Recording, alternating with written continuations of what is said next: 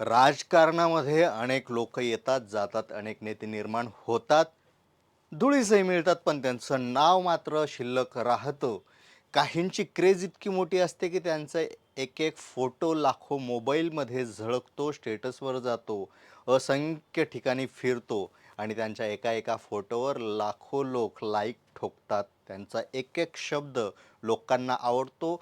त्यातलंच एक नाव आपल्याला सांगता येईल, ते म्हणजे निलेश लंके.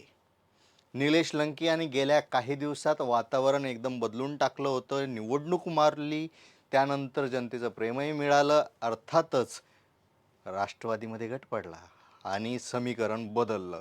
समीकरण इतकं बदलत गेलं की आता निलेश लंके यांची आमदारकीच धोक्यात आली आहे.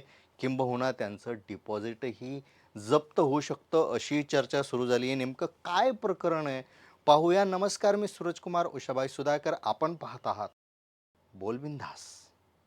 पारनेर तालुक्यातील माजी नगराध्यक्ष विजय सदाशिव औटे हे निलेश लंके यांचे अत्यंत जवळचे समजले जाणारे कार्यकर्ते होते. आता त्यांनी जी भूमिका घेतली आहे, ती भूमिका पाहता भविष्य काळात म्हणजेच येणाऱ्या विधानसभा निवडणुकीत सगळी समीकरणं बदलली जाणार आहे. ते त्यांचे कट्टर समर्थक होते, मात्र गेल्या काही महिन्यांपासून त्यांची निलेश लंके यांच्यासोबत जे संबंध होते ते आता पहिल्यासारखे राहिले नाही. त्यांच्या वागणुकीतून, त्यांच्या बोलण्यातून, त्यांच्या वक्तव्यातून नाराजी स्पष्टपणे दिसायला लागली आहे. आता त्यांनी आपल्या नेत्यांच्या म्हणजेच निलेश लंके यांच्या विरोधातच बंड पुकारलंय, अशी चर्चा सुरू झाली. तालुक्यात विविध ठिकाणी घेतलेल्या त्यांनी सभा विशेष ठरल्या, कारण या सभांमध्ये त्यांनी केलेले वक्तव्य मोबाईलवर प्रत्येक ठिकाणी व्हायरल झालं. ज्या पद्धतीने त्यांनी टीका केली, ती टीका अनेक जणांना झोंबणारी होती, तर अनेक जणांना पटणारी होती. त्या भाषणाला जो काही प्रतिसाद मिळाला, यावरून त्याचा परिणाम विधानसभा निवडणुकींवर निश्चितच होणार आहे का, अशी चर्चा सुरू व्हायला लागली. आणि ती होणार आहे का, हेच आपण व्हिडिओच्या माध्यमातून पाहण्याचा प्रयत्न करूया. शिवसेना आणि राष्ट्रवादी गटात पडलेली फूट आगामी विधानसभा निवडणुकांमध्ये एक वेगळं गणित तयार करणारी होऊ शकते आणि निश्चितच तसं होणार आहे.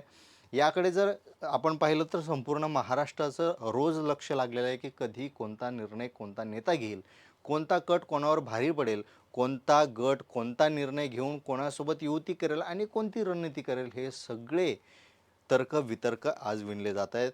कोणत्या गटाला कधी शरणागती घ्यावी लागेल आणि कोणता गट कधी कोणामध्ये जाईल, हे आजच्या घडीला तरी कोणीच नक्की सांगू शकत नाही. पण इतिहास पाहता निलेश लंके हे शिवसेनेचे कार्यकर्ते होते मुळात.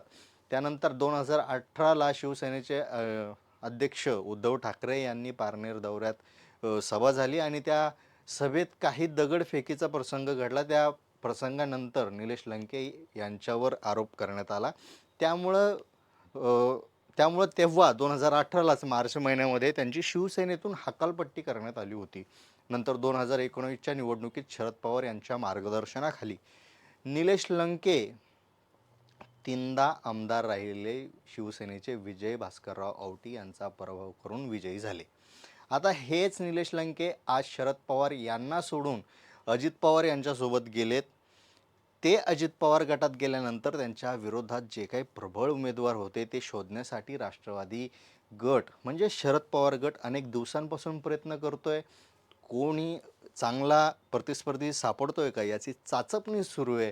पण या सगळ्या परिस्थितीमध्येच विजय भास्करराव औटी हे शिवसेनेचे ज्येष्ठ नेते आहेत. हे महाराष्ट्राच्या 13व्या विधानसभेचे उपसभापती देखील होते. त्यांनी 2004, 9 आणि 14 यामध्ये पारनेर मतदारसंघातून महाराष्ट्र विधानसभेवर सलग तीनदा प्रतिनिधित्व केलं आहे. औटी हे पारनेरचे माजी आमदार आणि स्वातंत्र्य सैनिक भास्करराव औटी यांचे पुत्र आहेत. म्हणजेच काय तर त्यांचा एक स्वतंत्र मतदार हे आपल्याला लक्षात घ्यावं लागेल. त्यातल्या त्यात ते उद्धव ठाकरे यांना सोडून न गेल्यामुळे त्यांच्याकडे पाहण्याचा दृष्टिकोन वेगळा आहे.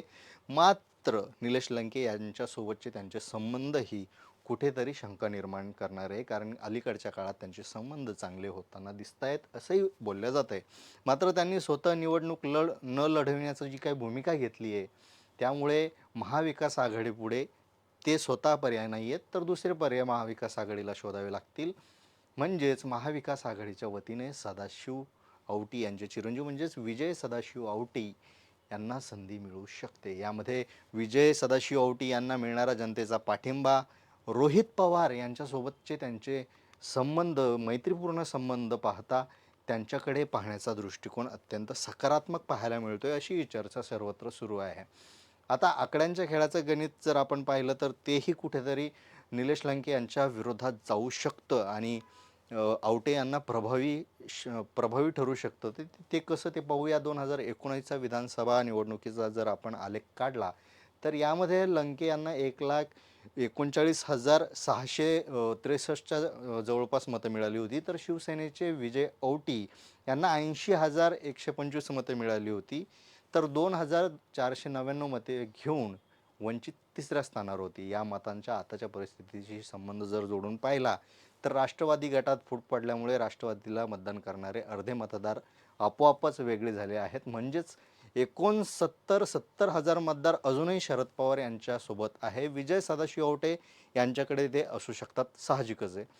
त्यानंतर विजय औटी यांच्या शिवसेनेत देखील फूट पडली आहे, त्यामुळे त्यांच्याकडे देखील किमान 40,000 मतदार असू शकतात. त्यात वंचित आणि काँग्रेसच्या मतदारांची जर भर पडली तर विजय सदाशिव औटे यांना जवळपास 1,25,000च्या किंवा 30,000च्या पुढे मतदान मिळू शकतं. आता साहजिकच शिवसेनेचे अर्धे मतदार, भाजपाचे मतदार लंकेकडे वळतील असंही बोललं जातं, तरी त्यांचा आकडा फार तर 1,00,000च्या पुढे जाऊ शकत नाही आहे, अशी चर्चा आहे.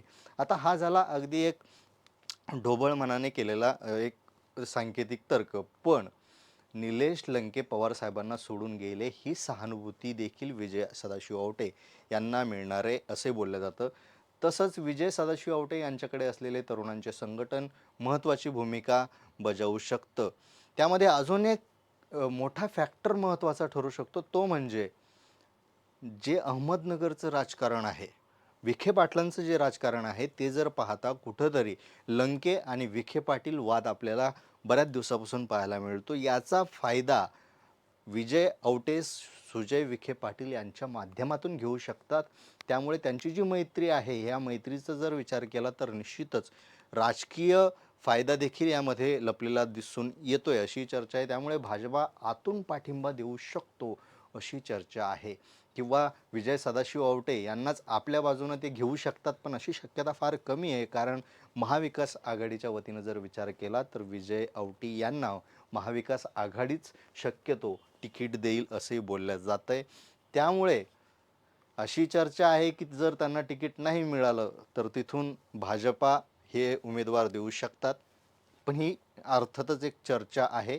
पण कोणत्याही परिस्थिती जर पाहिली तर कोणत्याही परिस्थितीत लंके यांची आमदारकी मात्र कुठेतरी आपल्याला डबखाईत दिसते, धोक्यात आलेली दिसते.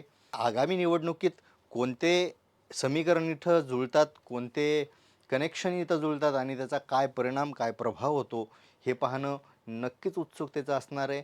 तत्पूर्वी तुम्ही अगोदर सबस्क्राईब करून टाका आपल्या चॅनलला आणि तुम्हाला याबद्दल काय वाटतं कमेंटमध्ये नक्की सांगा.